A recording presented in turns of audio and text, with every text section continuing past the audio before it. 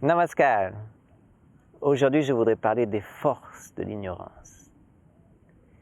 Les grands spirituels disent que tout est un, tout est divin. Nous-mêmes, on chante à tout moment Bhavanam Kevalam, que tout est la manifestation de l'amour même, du divin même. Tout est une manifestation de la béatitude, de Ananda. Et pourtant, lorsque j'ouvre les yeux, lorsque je vis ma vie quotidienne, je ne ressens pas cet Ananda.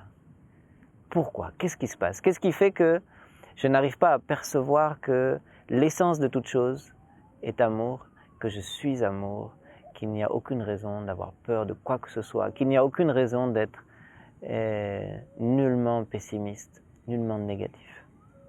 Et pourtant, ma réalité est différente. Qu'est-ce qui fait qu'on ne peut pas percevoir, pour le commun des mortels, nous ne pouvons pas percevoir cette vérité absolue que tout est d'essence divine. C'est la force de l'ignorance. Alors les yogis disent que nous sommes comme des planètes qui gravitent autour d'un nucléon. Et ce nucléon ou ce centre de gravité, c'est la conscience pure. Ce que dans les religions, on a appelé Dieu. Un concentré de tout ce que l'homme recherche, consciemment ou inconsciemment. Tout se trouve là-bas. La connaissance, l'amour, la béatitude, l'immortalité, l'éveil total de la conscience. Avoir une perception claire, non voilée de toute chose, de toute la réalité qui nous entoure.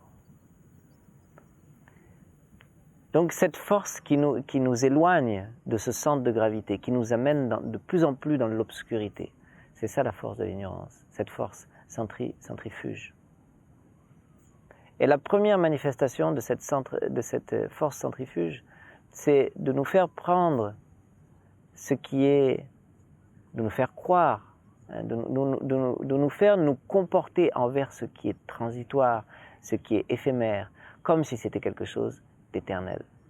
C'est-à-dire donner exagérément d'importance à des choses qui pourtant ne dureront pas. Autant que l'on puisse aimer notre famille, elle ne durera pas. Autant que l'on puisse aimer nos proches, quoi que l'on fasse pour nos proches, un jour ou l'autre, on est sûr de les quitter. Quoi que l'on fasse pour le maintien de ce corps, qu'il soit en bonne santé, qu'il soit vibrant d'énergie, un jour ou l'autre, il va dépérir. Quelle que soit la nature de la construction d'un édifice, un jour ou l'autre, cet édifice va tomber. Cette terre même, un jour ou l'autre, est sûre de mourir. Le soleil lui-même va mourir. Tout dans ce monde est éphémère. Tout ce qui est venu doit repartir. Et il y a différentes méditations où on va dire que je suis en train de méditer sur le permanent ou l'impermanence. Qu'est-ce que tu fais en ce moment? Je médite sur l'impermanence des choses, m'a dit une amie il n'y a pas longtemps. Je médite sur l'impermanence des choses. Méditer sur l'impermanence des choses, ça veut dire reprendre conscience. C'est ça, reprendre conscience, c'est-à-dire lever un voile. Reprendre conscience que ce avec quoi je suis en interaction est éphémère. Prendre les choses pour ce qu'elles sont et ne pas se laisser leurrer, de donner toute sa vie, toute son âme, tout son cœur, tout ce que l'on est pour des choses qui sont transitoires. L'homme court après l'argent comme si l'argent allait être son refuge ultime. Refuge ultime, c'est-à-dire quelque chose qui va lui donner la sécurité, le bonheur pour toujours. Et c'est impossible, l'argent va venir, l'argent va partir. Donner tout son cœur, toute son âme pour son bien-aimé ou sa bien-aimée. Erreur, un jour ou l'autre, notre bien-aimé va partir. S'identifier et se donner complètement pour essayer de maintenir la beauté de notre corps, le lustre de notre corps. Erreur, un jour, ce corps aussi va partir. Alors attention, on n'est pas extrême, on ne dit pas qu'on ne devrait pas prendre soin des choses de ce monde, mais on devrait les prendre pour ce qu'elles sont. C'est-à-dire qu'elles ne sont jamais un but en elles-mêmes. On peut jamais se donner pour but, pour refuge ultime, quelque chose qui est impermanent. Donc de dire que l'on médite sur l'impermanence ou sur la permanence, sur ce qui est permanent, c'est dire que l'on va prendre conscience que on donne exagérément d'importance, exagérément de gravité à des choses qui sont en fait transitoires. Et par contre, on donne tellement peu d'importance, tellement peu de temps, tellement peu de cœur à ce qui est permanent. Et qu'est-ce qui est permanent? Il y a une seule chose qui est permanent, c'est ce nucléon, ce centre de gravité, cette conscience pure, Dieu ou le divin ou l'amour avec un grand A. Mais qu'il est tellement difficile à saisir, qui est tellement imperceptible, qui est tellement difficile à appréhender. C'est pourquoi il n'est pas évident de courir après, parce qu'on court après quoi?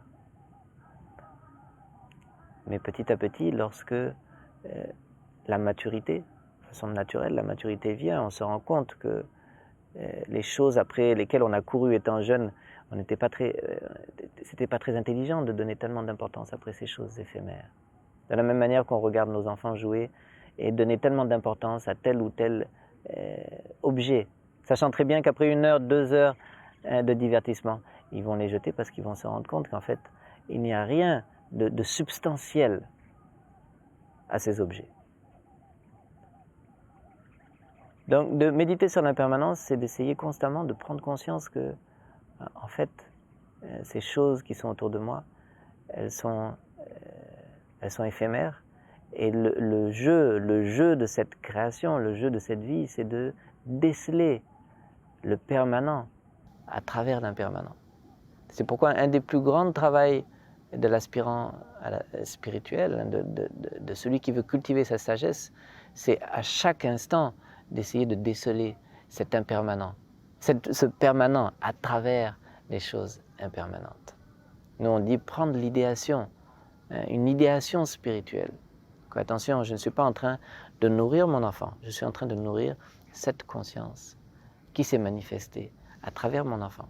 Je ne suis pas en train de labourer mon champ, je suis en train de labourer cette conscience qui s'est manifestée à travers ce champ. Et donc, prendre les choses pour ce qu'elles sont. C'est ça, méditer sur l'impermanence des choses. Et petit à petit, on va se rendre compte que ce monde, c'est notre terrain de jeu, où quelque chose de plus important prend place, qui est justement de surmonter cette force de l'ignorance et de voir les choses pour ce qu'elles sont. De ne pas donner exagérément d'importance à nos problèmes mondains. Et par contre, de donner de plus en plus d'importance à notre vie spirituelle.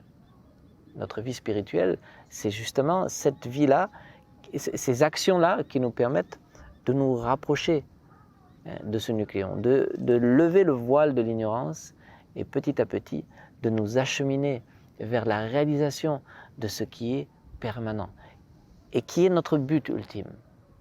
Rien d'autre ne peut être notre but ou notre refuge parce que tout le reste change, est en mouvement et va disparaître un jour.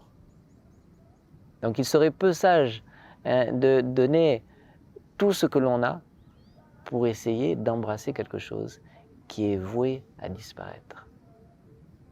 Notre rapport envers les choses éphémères devrait être un rapport de service, c'est-à-dire je voudrais aider à ce que cette danse de ces choses qui sont éphémères soit au maximum harmonieuse. Et donc je suis là pour contempler et pour participer à la danse. Mais mon but n'est pas cette danse. Mon but, c'est ce qui se cache derrière le rideau de ce grand spectacle. Et la pratique spirituelle est tellement importante, pourquoi? Parce que justement, elle nous permet de nous remémorer de ce qui est véritablement notre but, c'est-à-dire de ce qui est permanent. Et d'arriver à nous libérer de cette angoisse qui est celle de choisir des buts ou des refuges dans ce qui est transitoire. Une angoisse consciente ou inconsciente, mais une angoisse de toute façon parce que consciemment ou inconsciemment, on sait que ces choses auxquelles on s'attache tellement vont un jour disparaître. Donc on est là pour aider nos enfants à grandir, on est là pour amener notre pierre pour que cette société soit plus harmonieuse. Mais notre but n'est pas dans les choses de ce monde extérieur. Notre but ultime, notre but interne, notre but personnel, qui est le même pour nous tous. Notre but avec un grand B, c'est celui de lever le voile de l'ignorance et de prendre les choses pour ce qu'elles sont, ce qui est éphémère et ce qui est éphémère. Et il y a une seule chose qui est éternelle, c'est cette conscience pure. Et c'est vers elle qu'on doit s'acheminer. Et vous vous rappelez qu'on dit qu'on pense, et on devient ce à quoi on pense. C'est pourquoi, dans la spiritualité, on fait tout ce travail méditatif de revenir toujours vers la conscience, de revenir toujours vers cette essence que nous sommes.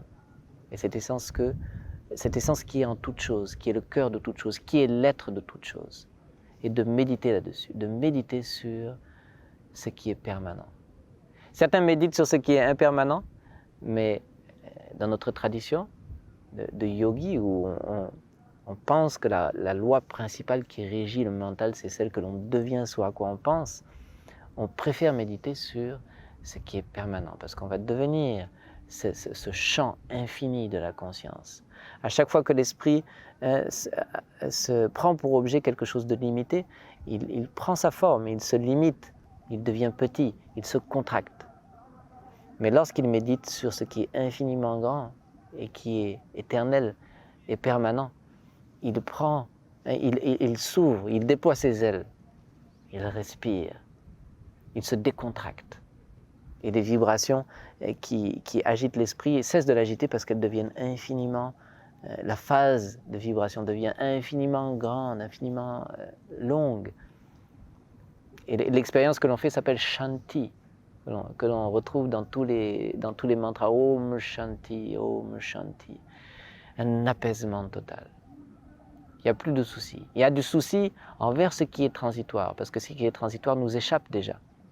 Mais il ne peut pas y avoir de souci, d'inquiétude envers ce qui est permanent, ou dans ce qui est permanent, puisque jamais il va nous quitter.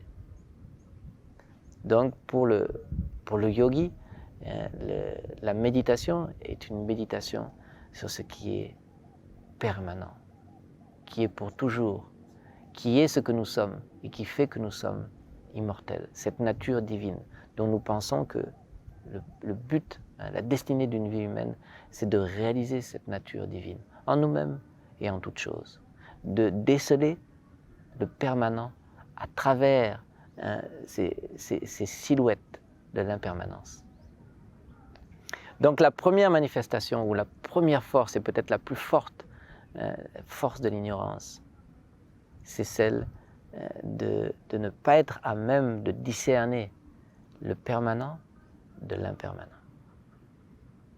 Merci beaucoup, à bientôt, namaskar.